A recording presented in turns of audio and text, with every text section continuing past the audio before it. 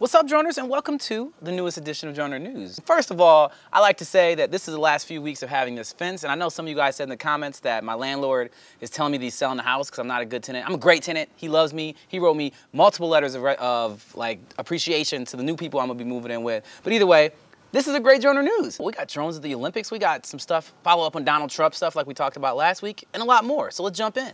All right, so coming in first, we actually have Intel bringing drones to the Olympics. Now, I've talked about Intel a lot with drones because it's super interesting to me. They do the 100, the Intel 300, they did the Intel drones at the Super Bowl, and now they're bringing them to the Olympics. And it looks like they're gonna be doing it with 500. 500 drones at the Olympics. That should be really cool. The deal is set to start in 2018 with the Winter Olympics in South Korea. And, you know, we already know it's gonna be amazing. Like 500 drones doing 3D models in the air of things that are gonna be cool. Of course, we're gonna probably see the Olympic rings up there. Hopefully they put the Olympic rings up there and then spin it in a circle. How crazy would that be? Either way, like drones and technology are gonna be a huge thing. Intel is actually helping to sponsor the Olympics this time around, and they're gonna be bringing in everything, like from VR to 360 video. And, you know, Intel actually has invested pretty heavily into Unique, so it's probably gonna see the Typhoon H or some new kind of drone out there flying. So keep your eyes peeled and let's see some drones out there. All right, coming up next, we have the update on Trump's drone meeting. Last week, I told you guys that Trump was meeting with some larger drone companies that were not relevant to consumer drones at all. For the most part, like it wasn't DJI, it wasn't Unique, it wasn't 3DR. It was pretty much drone mapping and, you know, like industrial drone usage stuff or whatever. But either way, they had the meeting and apparently it went well.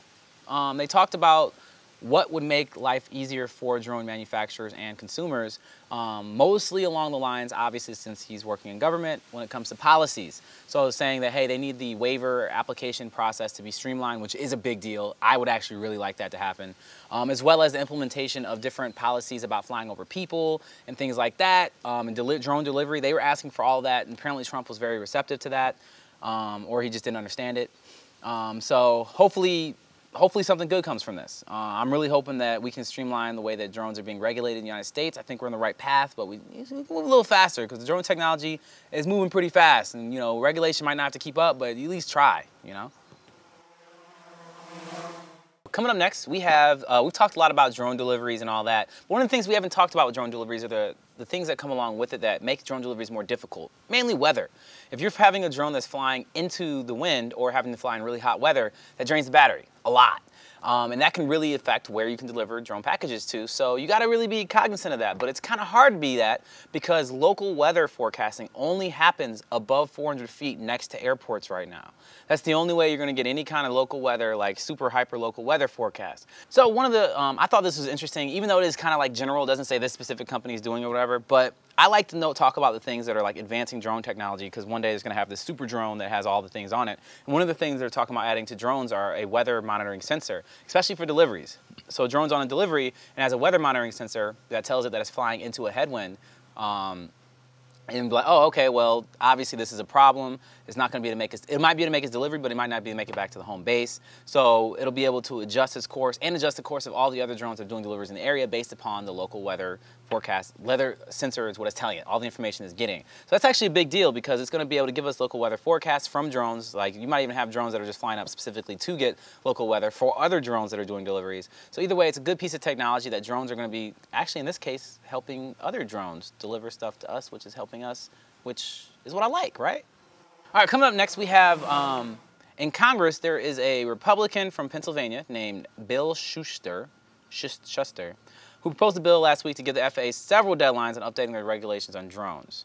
So he's pretty much saying like, yo, you guys need to get your butts in gear. And if it passes, the FAA would have 18 months to be able to propose a workable traffic management system for drones flying beyond the line of sight, you know, like over pretty much out of what you can see, and which is of course under 400 feet, and it's something that they've been collaborating with NASA about, FAA has been, to figure out what's the best way for that to be able to happen.